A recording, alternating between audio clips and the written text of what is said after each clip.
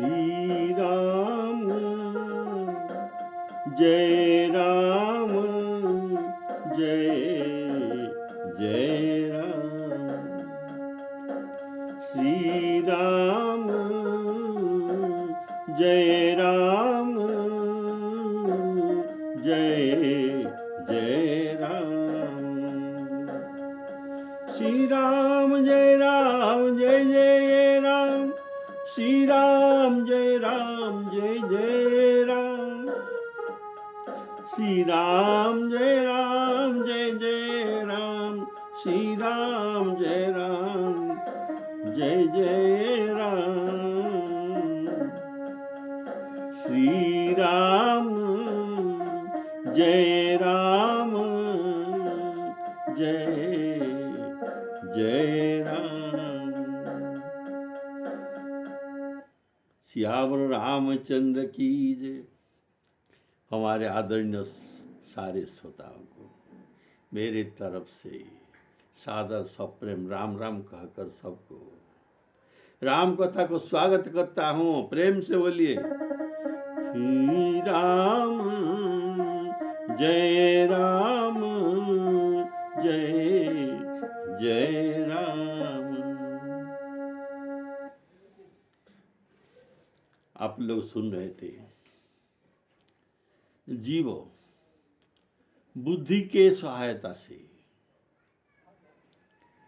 जड़ चेतन गांठ को ज्ञान दीपक लगाकर उजाला में छुटा रहे थे। जड़ चेतन ग्रंथि को ये छुटा रहे थे। तब माया विघ्न कराने के लिए पहले रिद्धि सिद्धि को इनके पास भेजा, पर बुद्धि सयानी निकली। ये रिद्धि सिद्धि की ओर देख भी न रहा है, तो इनके प्रलोभन में ये नहीं पड़ा बुद्धि। तो माया दूसरी उपाय से विघ्न करने के लिए सोचते हैं कि ये देवताओं के सहायता लेते हैं। बोले सियावर रामचंद्र की जय। जब माया के हजारों चेष्टा करने पर बुद्धि के ऊपर कुछ प्रभाव नहीं पड़ा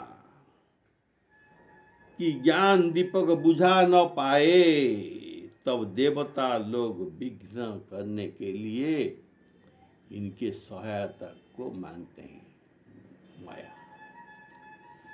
तो माया से प्रेरित होकर रिद्धि सिद्धि के प्रेरणा से बुद्धि का ग्रंथि खोलने का एकाग्रता बने रही।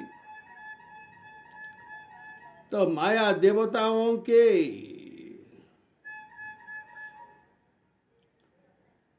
अनुरोध करते हैं। माया देवताओं को अनुरोध करते हैं कि, और अनुरोध क्या, प्रेरणा देते हैं, क्योंकि देवताओं तो जो माया के अधीन है ना, प्रेरणा देती है कि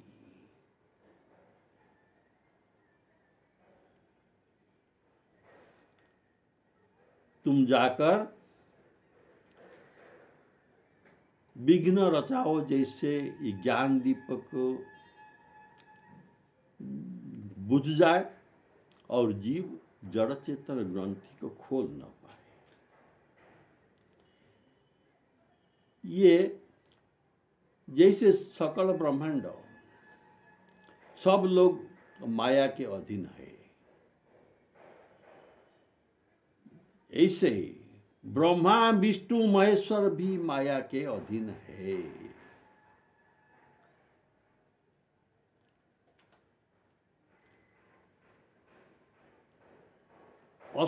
आसुरिक माया और देव माया ये प्रबल है, और इनसे भी अधिक प्रबल ब्रह्मा विष्णु महेश्वर का माया है। तो इसलिए गोस्वामी जी कहते हैं जन्माया वसवर्ती विश्वम अखिलं ब्रह्मादि देवासुरा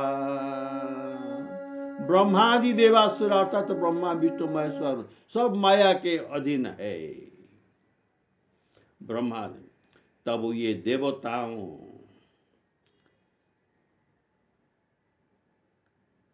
देवताएं माया के प्रेरणा से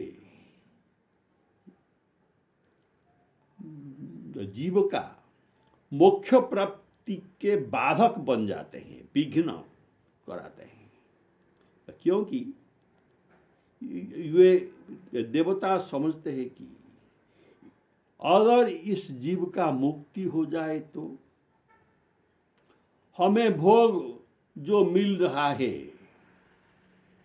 और ये नहीं मिल सकता, ये सब भोग हमारे बंद हो जाएगा, ये हमारे हाथ से निकल जाएगा, हमें नहीं पूछेगा।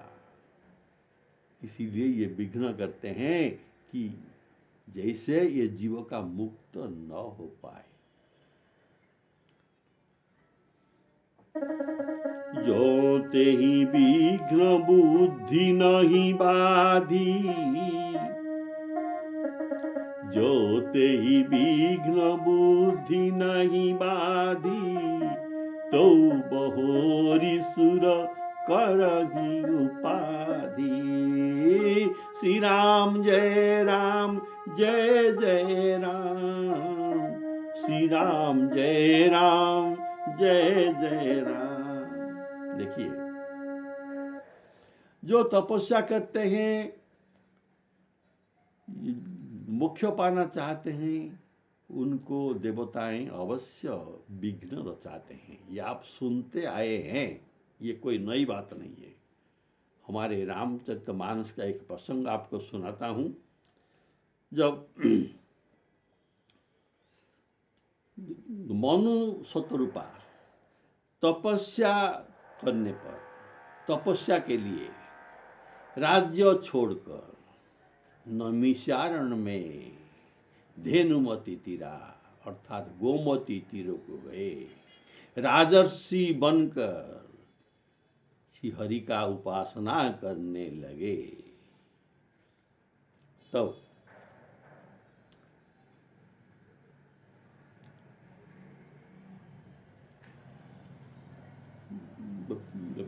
देवताओं ने विघ्न रचाए थे। और जब से नारद जी का भी तपस्या देवताओं ने देखा, तब वे भी विघ्न रचाए थे। ये हमारे रामायण के नारद मोह प्रसंग में वर्णित है और मनु शतरूपा का प्रसंग तो वर्णित है। तो विघ्न रचाने के लिए देवताओं को और तो कहीं से आना नहीं पड़ता। देवता कहां से आकर विघ्न नहीं रचाते हैं। तो ये हमारे हृदय में जो अनेक झरोखे हैं, प्रत्येक झरोखे पर एक एक देवता अड्डा जमा कर बैठे हैं। ये हमारी देह में ही रहते हैं। तो इंद्री द्वार, इंद्री द्वार आंखों के द्वार, आंख एक दर्शन इंद्रिय है, इनके द्वार है ये। और ये श्रवणेन्द्रिय का भी द्वार है, रसनेन्द्रिय का भी द्वार है। ऐसे सब इंद्रियों के एक एक द्वार होता है, गेट, झरोखा कहा जाता है। इंद्री द्वार झरोखा नाना, इंद्री द्वार झरोखा नाना, तहाँ तहाँ सुर बैठे करी थाना। यहाँ ये अड्डा जमा कर बैठे हैं, यह गोस्वामी जी ने लिखा है। हमारे आप जानते हैं 5 ज्ञानेन्द्रिय और 5 कर्मेंद्रिय। तो ज्ञानेंद्रियों को इनका विषय चाहिए। विषय क्या है? आँख को देखना चाहिए, कान को श्रवण करना चाहिए, रसनेन्द्रिय को रस चखना चाहिए, त्वचा इंद्रिय को स्पर्श करना चाहिए। ऐसे ये चखना, देखना, सुनना, ये सब विषय है। किसका विषय है? ना, ये इंद्रियों का विषय है। इंद्रिय चाहते हैं, आँख का इंद्रिय मैं देखूंगा, कान का इंद्रिय चाहता है मैं सुनूंगा, और रसनेन्द्रिय जीवा ये चाहता है कि मैं सुस्वादु भोजन करूंगा। बोलिए श्यावर रामचंद्र की जय। ऐसे इंद्रियों के द्वारा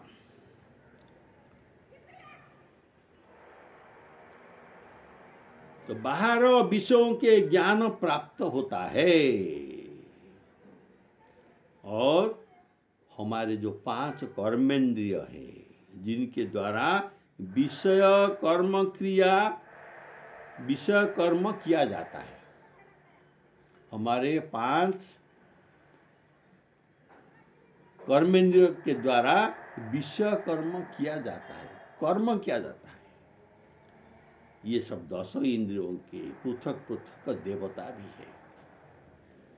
हमारे 5 कर्मेंद्रिय कौन है? हाथ करने के लिए, पांव चलने के लिए, हाथ ग्रहण करता है, गुदा ये मलत्याग करता है, उपस्थ मूत्रत्याग करता है। ऐसे ये सब हमारे कर्मेंद्रिय है। तो देखिए, सभी इंद्रियों के द्वार में एक एक देवता हमारे देह में रहते हैं, अड्डा जमा कर रहते हैं, ये नहीं जाते। देखिए, श्रवण इंद्रिय का देवता दिशा है, त्वचा चर्म का देवता वायु जो स्पर्श कराता है, चक्षु के देवता सूर्य, जिह्वा के देवता वरुण, और नासिका के देवता अश्विनी कुमार, और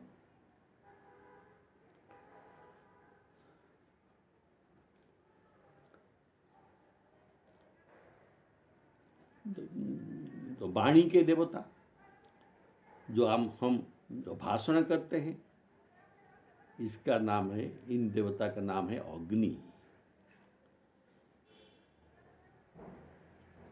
पैर का देवता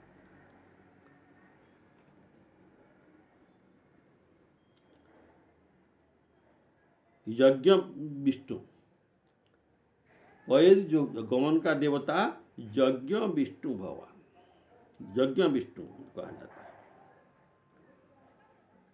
हाथ का देवता इंद्र, गुदा का देवता जम, और उपस्थ का देवता प्रजापति। ऐसे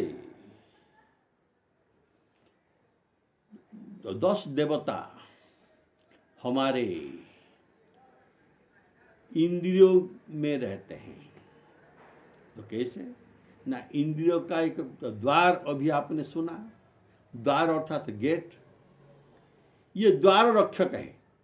ये सब देवता ये इंद्रियों के एक इंद्रियों के ये द्वार रक्षक है।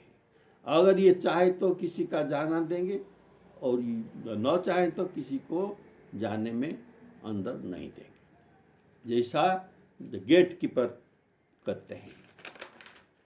तो ये 10 इंद्रियां के स्थान पर ये 10 देवताओं के अधिकार जमा कर ये देवता बैठे हैं। बोलिए श्यावर रामचंद्र की जय। क्योंकि इस इंद्रियों के स्थान पर ये देवताओं को भोग मिलता है। तो क्यों बैठते हैं? इनको भोग मिलता है। इंद्रियां जो चक्षु इंद्रियों, जो कुछ दर्शन करता है, इसका भोग करता है इनके द्वार पर बैठे हुए देवता सूर्य। बोले श्यावर रामचंद्र की जय। ऐसे जिह्वा के देवता, जिह्वा जो कुछ भी रस ग्रहण करता है, इससे भोग करते हैं वरुण देवता। तो ऐसे इनको भोग मिलता है। और अर्थात यह शरीर एक दुर्ग स्वरूप है। यह शरीर एक दुर्ग स्वरूप है। जैसे लंका नगरी एक दुर्ग है। लंका नगरी में 4 फाटक है, पूर्व पश्चिम उत्तर दक्षिण। और हमारे ये देह रूपी दुर्ग में 10 फाटक है, जिस पर 10 गेट कीपर जो देवताएं रहते हैं। बोलिए श्यावर रामचंद्र की जय। प्रत्येक द्वार पर एक एक देवता है।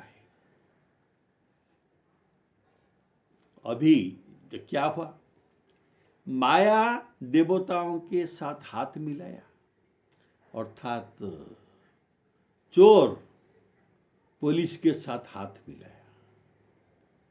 चोर गेट कीपर जो चौकीदार के साथ हाथ मिलाया, तो जीव क्या कर सकता है। जो दोनों हाथ मिलाए तो मिलाकर कहती है कि मेरे प्रेरित चोर क्या कहता है, अर्थात माया इस देवताओं को, इंद्रियों के देवताओं को तो क्या कहता है। देखो, मेरे प्रेरित विषय वासना रूपक जो प्रबल वायु में भेजूंगा, जो आ रहा है इनको कोट में प्रवेश करने दो, इसीलिए दरवाजा खोल दो। और ये सब 10 दरवाजे खोल देते हैं कि ये विषय रूपक पवन एक ही साथ हृदय रूप के गृह में घुस जाता है। आवत देखहि विषय बयारी। विषय बयारी, बयारी अर्थात पवन, विषय रूपक पवन। जैसे आंखों का देखना, कान का सुनना, ये सब तो आप बहुत बार सुना है। आवत देखहि विषय बयारी, ते हठी देही कपाट उघारी। ते हठी देही कपाट उघारी। कपाट खोल देते हैं इंद्रियों के द्वार का। इसमें यह कहने का भाव है कि जैसे यह शरीर एक दुर्ग है, गढ़, कोट, जो कुछ अब भी कहे, जीव उस गढ़ का राजा है। जीव है ये गढ़ का राजा। और इंद्रियों इस गढ़ के प्रवेश द्वार है। 8 नहीं 10 इंद्रियों के लिए 10 प्रवेश द्वार है। और इंद्रियों के देवता द्वार के रक्षक है। जीव साधना करता रहा, साधन के द्वारा ज्ञान प्राप्त करके सब इंद्रिय रूपी दरवाजे को निरोध कर दिया, इंद्रिय निरोध कर दिया। इसीलिए सब दरवाजे बंद हो गए। आंख देखता नहीं, कान सुनता नहीं, चर्म स्पर्श करता नहीं, ऐसा सभी दरवाजे बंद कर दिया जीव साधना करके। तो क्या हुआ, इंद्रियों को और विषय रस नहीं मिला। शब्द स्पर्श रूप रस गंध आदि कुछ भी इंद्रियों को मिला नहीं। इंद्रिय द्वार की रक्षक देवताओं को भी विषय रूपी वेतन बंद हो गया। ये सब बिना वेतन के हो गए, सब इंद्रिय के देवता। इस अवस्था में माया वहाँ पहुँचता है और पवन, विषय पवन लेकर इंद्रियों देवताओं को कहता है कि देखो तुम्हारे लिए, तुम्हारे जो विषय सब बंद हो गया, तुम निष्क्रिय होकर यहाँ बैठे हैं, तुम दुबला पतला हो गए, मैं तुम्हारे लिए अच्छे खाद्य लेकर आया हूँ, आँख के लिए अच्छे देखना, कान के लिए अच्छे सुनना और जीवा के लिए अच्छे अच्छे भोजन, सब ये सब विषय लेकर पवन रूप में मैं आया हूँ, तुमको सब दे दूंगा, तुम तगड़े अच्छे हो जाओगे, तुम्हें वेतन क्या, तुम्हारे वेतन से मैं कहीं अधिक वेतन तुमको ये दूंगा, ऐसा तुमको से नकद देंगे। नकद जैसे ही 1 महीना वेतन पाने के लिए रुकना पड़ता है, ऐसा तुमको रुकना नहीं पड़ा, तुमको मैं एडवांस दे दूंगा। बोलिए श्यावर रामचंद्र की जय। ऐसे देवताओं को माया लुभाता है। तो इनके लुभाने से ये तो निष्क्रिय होकर पड़े थे, कुछ भोजन भोग इनको नहीं मिल रहा था, तब ये माया के प्रलोभन में आकर इंद्रिय द्वार जो बंद किया गया था साधना के द्वारा, ये सब खोल दिए। कपाट खोलते समय ये द्वार रक्षक स्वार्थपरायण होकर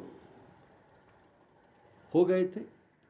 जब ये देवता कपाट खोल रहे थे तो बुद्धि मना कर, अरे क्यों कपाट खोल रहे हो, कपाट क्यों खोल रहे हो, बंद करो, बंद खोलो मत। लेकिन ये उनका बात नहीं मानते, क्योंकि ये माया से हाथ मिला है, तो ये नहीं मानते, इनका बुद्धि का बात भी नहीं सुनते, हठ करके कपाट खोल देते हैं। बोलिए श्यावर रामचंद्र की जय। आवत देखहि विषय बयारी, आवत देखत विषय बयारी, ते हठी देहि कपाट उघारी। श्री राम जय राम, जय जय राम, श्री राम जय राम, जय जय राम। जब यह पवन का झकोरा, पवन का झकोरा हृदय रूपी गृह में जाता है, तभी विज्ञान रूपी दीपक को बुझा देता है। जो दीप जल रहा था, ये पवन का झकोरा दीप को बुझा देता है, फिर अंधेरा को अंधेरा है। गांठ छूटने के लिए बुद्धि को आलोक नहीं है, अंधेरा हो गया है, प्रकाश गया। विषय रूपी पवन से बुद्धि व्याकुल हो गई, ये बावली हो गई बुद्धि। अभी इनका बुद्धि काम नहीं करता, ये बावली हो गई। अरे क्या हो गया, मेरा सब परिश्रम बेकार हो गया, मैं जीव को क्या जवाब दूं। बोलिए श्यावर रामचंद्र की जय। जब सो प्रभंजन उर गृह जाई, जब सो प्रभंजन उर गृह जाई, तब ही दीप विज्ञान बुझाई। ग्रंथि न छूट, ग्रंथि न छूट मिटा सो प्रकाशा, बुद्धि विकल भई विषय बतासा, बुद्धि विकल भई विषय बतासा। पहले ये जो बयारी वायु आप सुन रहे थे, ये साधारण पवन होकर आया था। ये पवन साधारण पवन होकर आया था, साधारण वायु होकर, पर दरवाजे पर घुसते समय इतना प्रबल हो गया कि ये वायु, ये तूफान बन गया। तूफान का नाम है प्रभंजन। ये है प्रभंजन, जिनका बेटा है। प्रभंजन का बेटा कौन है? हनुमान। चला प्रभंजन सुत बल भासी, चला प्रभंजन सुत बल भासी। ये प्रभंजन की सुत है। तो ये प्रभंजन बन गया, महाबलशाली। ऐसे 10 द्वार से प्रबल प्रभंजन, प्रबल प्रभंजन, बुद्धि द्वारा बने बनाए घर को तोड़ने वाला बन गए कि बुद्धि के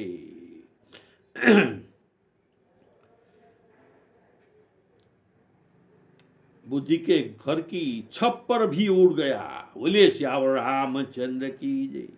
छप्पर क्या, इनका घर का जो खंभे भी थे, ये खंभ भी टूटने लगा। उसी समय बुद्धि दीपक को बचाने के लिए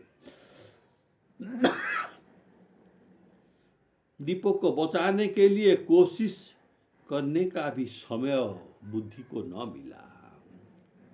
उसका सर्वस्व लूट गया। जैसे गोस्वामी जी कहते हैं, अविद्या माया के द्वारा योग सिद्धि के समय योगी का सर्व तपस्या नष्ट हो जाता है। कैसे? ना अविद्या के द्वारा।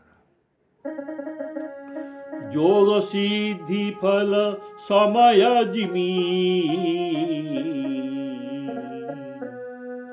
योग सिद्धि फल समय जिमी, जति ही अविद्या नाश, जति ही अविद्या नाश। इसीलिए बुद्धि अत्यंत विकल हो गया। जो सावधान होकर जड़ चेतन ग्रंथि खोल रहा था, केवल सोहमअस्मि पवन अग्नि के शिखा, क्योंकि इनका जो अग्नि शिखा ये जलाया था, सोहमअस्मि अग्नि, ये बुझ गया, इसीलिए विकल हो गया। चारों ओर अंधेरा फैल गया।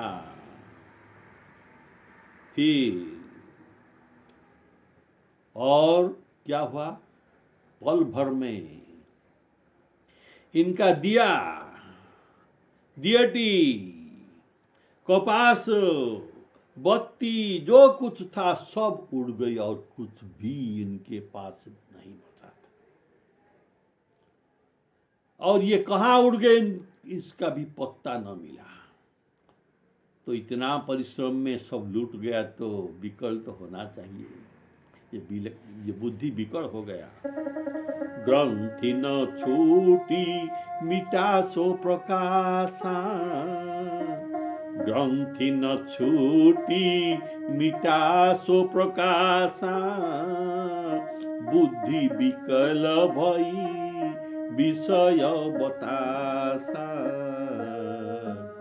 बुद्धि विकल भई विषय बतासा। बतास, पवन और बतास में तफात है, जैसे वायु और तूफान में तफात है। ये पवन जो आया था विषौरी पवन, ये बतासा बन गया, तूफान बन गया। बोलिए श्यावर रामचंद्र की।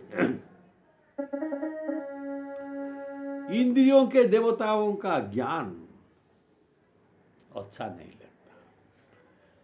जो हमारे इंद्रियों की द्वार पर जो देवता है, इन देवताओं को ज्ञान अच्छा नहीं लगता, क्योंकि विषय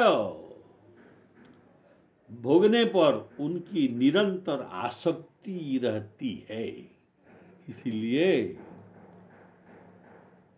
इनको ज्ञान अच्छा नहीं लगता। अगर जीव को ज्ञान प्राप्त हो गया तो ये मुक्त हो गया, तो हमें भोग कौन देगा?